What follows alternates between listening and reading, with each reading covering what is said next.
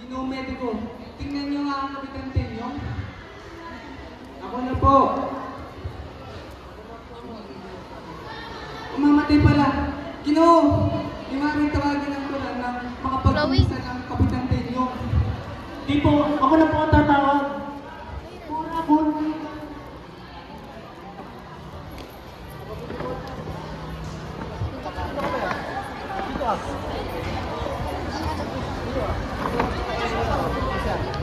May ipapahayag ako sa inyong lahat na napakalaking bagay.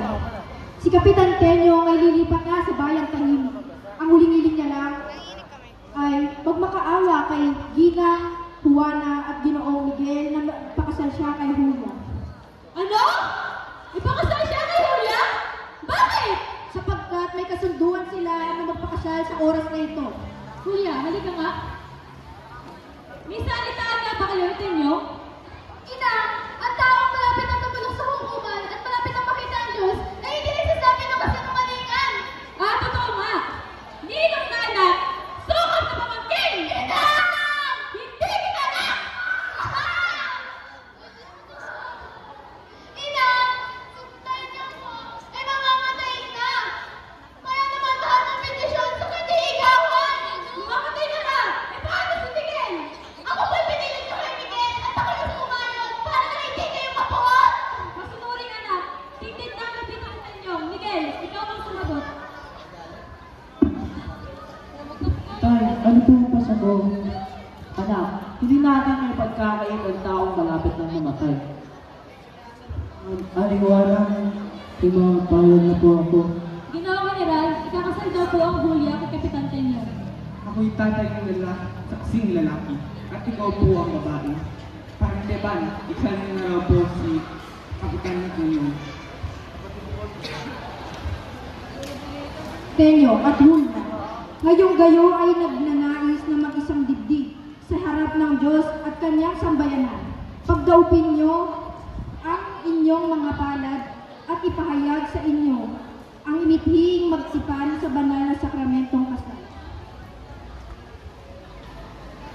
Julia, sumasangayon ka ba na maging asawa si Tenyo na narito ngayon at alinsunod sa batas ng alituntunin ng banal na simbahan? Opo, Padre.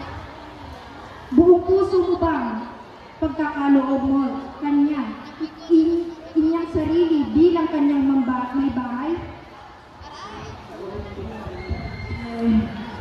Buong puso mo ba siyang tinatanggap bilang asawa?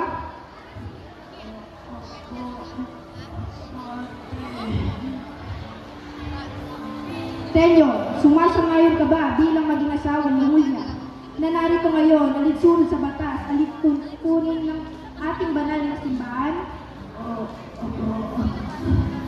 Buong puso mo ba na pinagkakaloob sa kanya, iyong sarili bilang kanyang asawa? Buong puso mo ba siya tinatanggap bilang may bahay? Ngayon ay hinihiling ko na sabayin ninyong dasalin ang panalangin ito. O Panginoon, kami po ay inyong loobin, magkaisa ng kalooban, damdamin mo lang ngayon at magpakailanman. Sa kahirapan, sa karamdaman, at kalusugan, lahat ng araw ng aming buhay,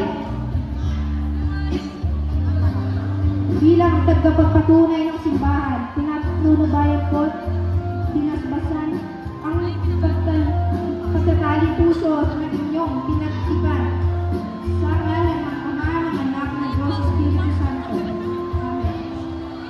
Maaari mo nang halikan si Tenyo. Ibang Kapitan Tenyong, at ako'y nakatupad ng aking pangako. Walang